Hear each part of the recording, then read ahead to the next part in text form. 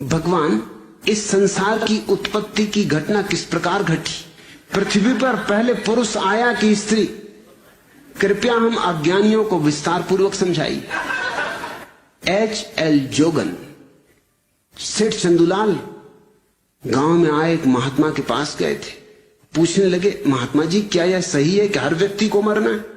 महात्मा ने कहा कि हाँ, ये तो निश्चित ही है। अरे मृत्यु से कौन बचा है? सभी को मरना है, प्रत्येक मरण धर्म है। चंदूलाल ने सिर खुजलाया और कहा कि मैं सोचता हूं कि जो व्यक्ति आखिर में मरेगा उसे शमशान घाट कौन ले जाएगा?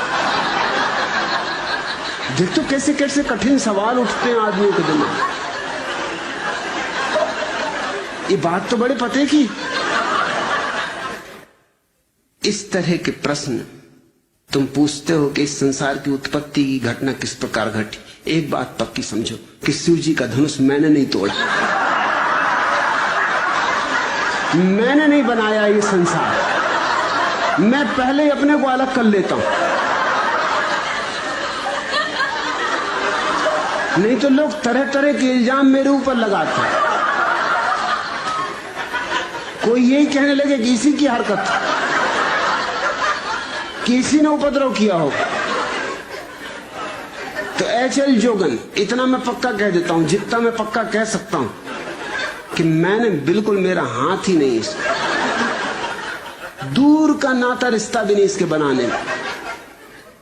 बुद्ध जिस गांव में आते थे पहले खबर करवा देते थे कि 11 प्रश्न कोई मुझसे न पूछो। उनमें एक प्रश्न ये भी था कि संसार की उत्पत्ति किसने की? पूछे ही नहीं कोई, क्योंकि ये बुद्धुओं के प्रश्न हैं और बुद्ध इनके उत्तर नहीं देते। मेरे दादा मुझसे पूछा करते थे, अक्सर औरों से भी पूछा करते थे, लेकिन जब उन्होंने मुझसे पूछा तो फिर पूछना बंद कर दिया। वो पूछा करते थे कि अक्ल बड़ी की भैंस। अब उनको कौन उत्तर दे? मुझसे एक दिन पूछ बैठे, मैंने कहा भैंस। उन्होंने कहा क्यों? मैंने कहा क्योंकि भैंस ये सवाल नहीं पूछती।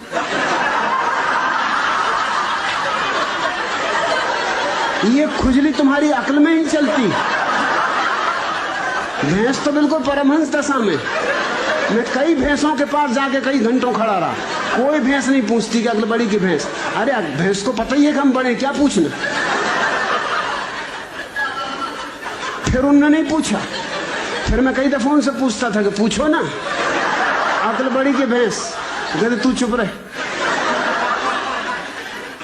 वो मुझे कहीं नहीं ले जाते थे, वो बड़ा सत्संग करते थे, महात्माओं के पास जाते थे। वो जब भी जाए मैं बैठे ही रहता था कि आया मैं भी, कि नहीं तू ले जाने नहीं, तू कुछ ना कुछ उल्टी सीधी बात कह देगा। मैंने कहा उल्टी सीधी बातें तुम लोग करते हो, मैं सीधी सादी बात करता हूं। अब तुम ये बात पूछते हो अक्ल बड़ी की भैंस, और मैंने सीधा उत्तर दे दिया कि भैंस, तो तुमको लगता है उल्टी सीधी बातें कर रहा हूं। अरे आने तो, मैं भी तुम्हारे महात्मा को जरा दिखाऊंगा। एक दफा मुझे ले गए, सिर्फ एक दफा ले गए। एक महात्मा के पास गए वो मिलने, मुझे ले गए। महात्मा की उम्र रही हो कोई 30 साल, मेरी उम्र रही होगी मुश्किल से कोई 15 साल, और मेरे दादा की उम्र रही कम से कम 60 साल। महात्मा ने उनसे कहा आओ बच्चा बैठो।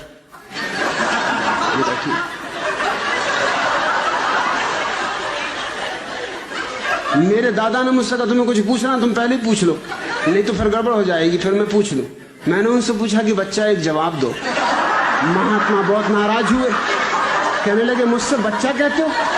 मैंने कहा तुम मेरे दादा को बच्चा कह रहे हरामजादे, 60 साल की उम्र के बूढ़े को बच्चा कह रहे, 30 साल के तुम हो, 15 साल का मैं हूं, तो कोई गणित में गलती कर रहा हूं? तुम बच्चा नहीं महाबच्चा हो। मेरे दादा ने मुझे फौरन बाहर निकाला, तू जा भैया, तू घर जाओ, कभी मेरे साथ मत आना। क्या बातें पूछ रहे हो? सृष्टि को किसने बनाया? जान भी लोगे तो क्या करोगे? क्या फिर से बनाना है? एक से ही मन नहीं भरा। अरे इतना ही जान लो कि अपना अज्ञान कैसे मिटे। ये जानने से नहीं मिटेगा, ध्यान का दिया जला लो, अज्ञान मिट जाए।